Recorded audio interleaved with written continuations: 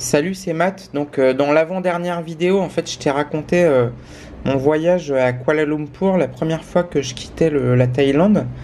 Et donc là, je vais te raconter le dernier voyage. Donc, le dernier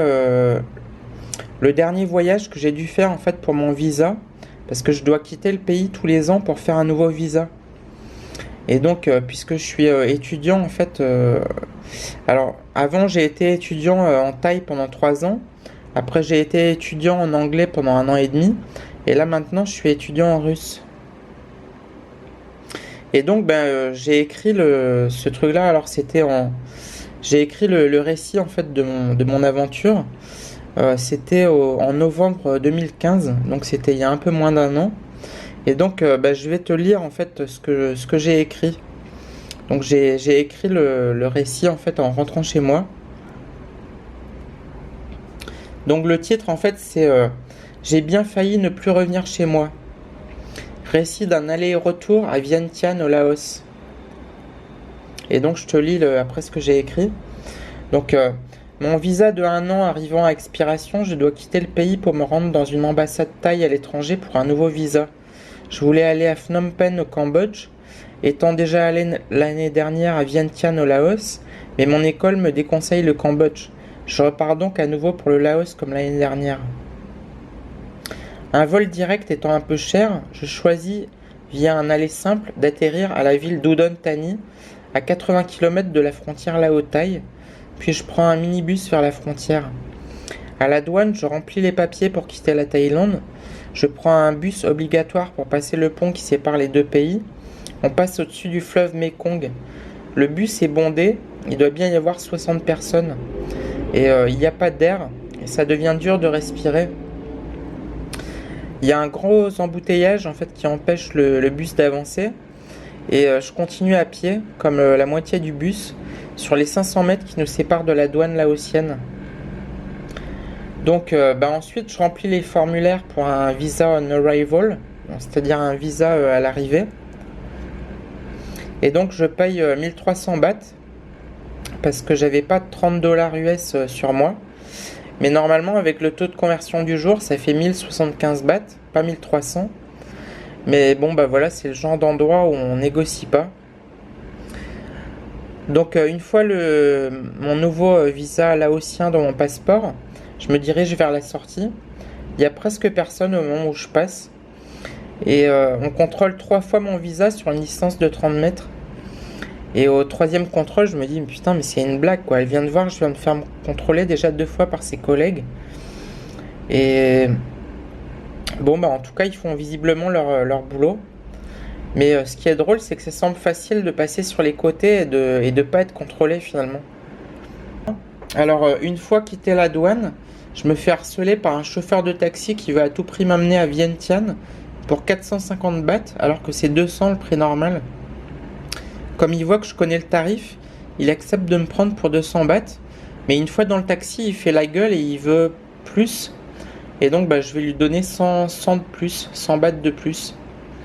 Mais 8 euros pour faire 13 km, c'est 3 fois plus cher qu'un taxi à Bangkok. Alors que le coût de la vie au Laos est plus bas qu'en Thaïlande. Bref, c'est pas un problème, j'ai l'habitude. Ensuite, j'arrive à l'hôtel. La chambre est propre et refaite à neuf. Il y a même un balcon avec la vue sur la rivière Mekong et sur le building de Lao Airlines.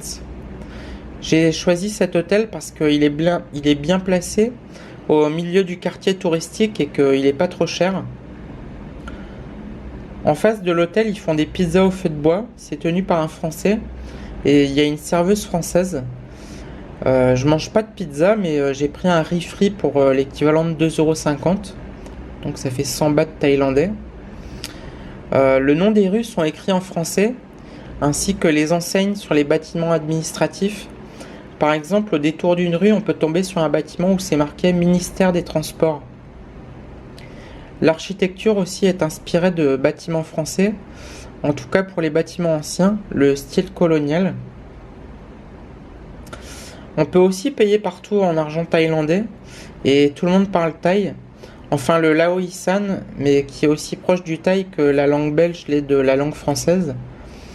Du coup, c'est pratique, je peux parler avec tout le monde. Même si mon vocabulaire est un peu limité, on se comprend facilement avec des mots simples. Les gens sont gentils et souriants. Alors oui, parce qu'en fait, l'année dernière, j'étais déjà venu à Vientiane au Laos. Et donc l'année dernière, je passais devant une école et il y avait un groupe de jeunes enfants qui me disaient Hello Mister en anglais. Et donc je leur ai demandé comment ça allait en Thaï. C'est mignon. Le lendemain matin, je me rends à l'ambassade de Thaïlande. À 50 mètres, il y a une agence un peu spéciale qui s'occupe de tout pour vous pour 3000 bahts, soit environ 75 euros. Ils vous prennent en photo avec une chemise blanche de rigueur. On vous en prête si vous n'en avez pas. Et l'année dernière, j'en avais acheté une pour 5 dollars. Et donc, je l'ai ramenée cette année. C'est ma chemise pour l'ambassade. Donc, ils remplissent les papiers pour vous. Ils font la queue à votre place. Et sachant que ça peut prendre 2 à 3 heures. Et la même chose le lendemain. Mais surtout, le boss de l'agence connaît un employé de l'ambassade. Disons qu'il y a plus de chances d'avoir son visa accepté. Mais officiellement, on n'a pas plus de chances. L'année dernière, j'avais rien eu à faire. J'étais même pas rentré dans l'ambassade, mais cette année, il a fallu que je fasse beaucoup plus de démarches. Et je vois plus trop l'intérêt de payer 3000 bahts. Il a même fallu que je fasse la queue pendant 1 heure, et aussi 1 heure le lendemain.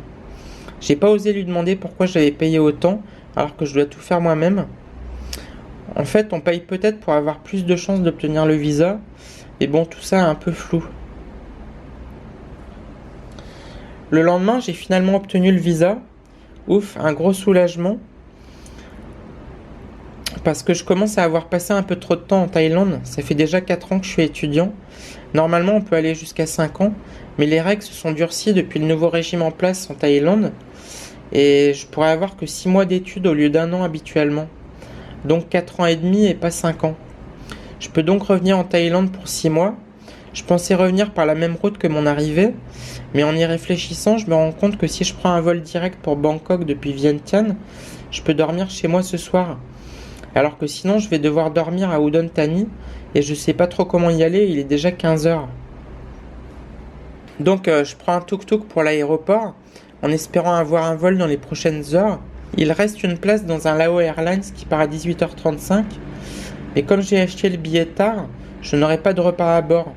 Du coup, j'achète un paquet de chips dans le hall de l'aéroport et aussi une Singa, bière thaï, et je me pose sur la pelouse au soleil en attendant que le temps passe. Je me dis c'est super, tout s'est bien passé, j'ai eu le visa et ce soir je dors chez moi. Je pouvais pas espérer mieux. Si mon visa avait été refusé, il aurait fallu que je reste tout le week-end à Vientiane pour faire une demande de visa touristique le lundi, en n'étant même pas sûr de l'obtenir en plus. Une fois dans l'avion, en milieu de vol qui dure 50 minutes, on sert les plateaux repas, on m'en donne un, je suis agréablement surpris, puis 20 secondes plus tard, on me demande vous êtes la place 10E? Alors là je dis oui. Alors je dois vous reprendre le plateau repas, désolé. Bon bah c'est un peu frustrant mais j'avais été prévenu, j'avais des chips avec moi et je les ai même pas mangés à bord, un peu dépité. À ce moment-là, ça m'a rappelé le film Les Acteurs de Bertrand Blier, au moment où André Dussolier va pour payer le restaurant avec sa carte bancaire et on lui rend sa carte en lui disant qu'elle ne passe pas. Alors il leur dit mais vous avez même pas essayé de faire passer ma carte? Ce à quoi le serveur lui répond le restaurant vous régurgite. Le restaurant vous régurgite. On atterrit sur Bangkok, de retour à la maison, super. Je passe la douane pour faire tamponner mon nouveau visa. J'ai aucune appréhension parce que j'ai déjà le visa, il suffit juste qu'on me le tamponne. Et là, je vois au visage pas très catholique de la douanière, entre parenthèses, qui est sûrement bouddhiste, que quelque chose ne va pas. Et là, je commence à avoir une petite montée de stress. Elle me dit, mais ça fait combien d'années que vous êtes ici? Et là, je me décompose. Et en plus, elle me parle en thaï, et elle me parle tellement fort que je comprends rien à ce qu'elle me dit. Un collègue douanier arrive au bout d'une minute, elle lui montre mon passeport qui est rempli de tampons thaïlandais, et dans ma tête, je me dis, oh putain, je suis mal. Et là, j'ai le droit à un monsieur, veuillez me suivre. Et donc, en le suivant, je pense au film Le Terminal, où Tom Hanks est bloqué pendant 2 mois en zone internationale, c'est-à-dire nulle part, bloqué dans une zone administrative. Là, le douanier, il me fait asseoir. Il commence à me poser plein de questions en anglais et je lui réponds en thaï. Et cette fois, j'entends bien ce qu'il me dit, il parle distinctement. Il me demande d'où proviennent mes revenus et si je travaille en Thaïlande. Donc je lui explique que je travaille sur Internet et uniquement avec la France, et que je travaille pas avec la Thaïlande, et que je suis passé étudiant parce qu'au départ je voulais être avec ma copine, et finalement je suis resté plus longtemps que prévu. Et que j'ai étudié pendant 3 ans le thaïlandais, et puis l'anglais pendant 1 an, et que je reviens pour finir mon apprentissage en anglais pour 6 mois, en passant du niveau 2 au niveau 3, donc anglais avancé. Ça peut paraître étonnant d'apprendre l'anglais en Thaïlande, mais ça n'est pas interdit au niveau du visa. C'est juste que c'est passé récemment de 2 ans d'anglais à 1 an et demi maximum. Donc après, ensuite, il continue à me poser plein de questions. Et je me dis, putain, mais je vais jamais m'en sortir. Au bout d'un moment, il me demande de le suivre à un comptoir. Et à ce moment-là, j'ignore ce qu'il va faire. Et en fait, finalement, il valide mon visa. Ouf, enfin. Donc là, je le remercie et puis je m'en vais. Je suis un petit peu... je suis limite choqué, quoi. Je m'attendais pas à ça. Étant donné que j'avais eu le visa, je pensais que le passage de la douane à l'aéroport était une simple formalité. En fait, le douanier, il a le pouvoir de me rejeter du pays. Et donc, il suffit de pas grand-chose. Si ce jour-là, il est mal luné, on peut avoir pas de chance. J'ai pas bien saisi le fait qu'on tolère ma présence en Thaïlande, mais les autorités ont toujours le dernier mot. Si demain la loi change, il peut y avoir des milliers d'étudiants qui peuvent se faire rejeter, même s'ils sont consciencieux et vont en cours. Et c'est vrai qu'il y a certains étudiants qui sont enregistrés et qui vont pas en cours. C'est arrivé à un Français que je connais, il était enregistré en cours d'anglais, mais il allait pas en cours.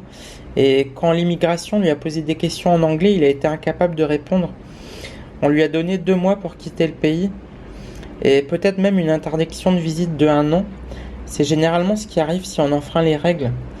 Il y a aussi certains étudiants qui travaillent, ce qui est interdit, mais ceux que je connais font de la figuration pour des films publicitaires ou de la télé, et ils prennent pas d'emploi à un Thaï parce que le Thaï n'ayant pas un physique d'occidental, il serait pas retenu pour le casting. Reste que cet argent provient du pays, et que les lois sont faites pour que l'argent rentre dans le pays et sorte le moins possible, ce qui est compréhensible. Et j'imagine que pour tous les pays du monde, c'est la même chose. Et donc là, à la fin, j'ai mis un petit PS, un petit post-script. Donc à mon retour, j'apprends le décès de ma grand-mère paternelle, la dernière de mes 4 grands-parents, à l'âge de 97 ans. Et elle aura vécu presque un siècle à 3 ans près. Voilà, ben écoute, je te dis à bientôt, salut, ciao.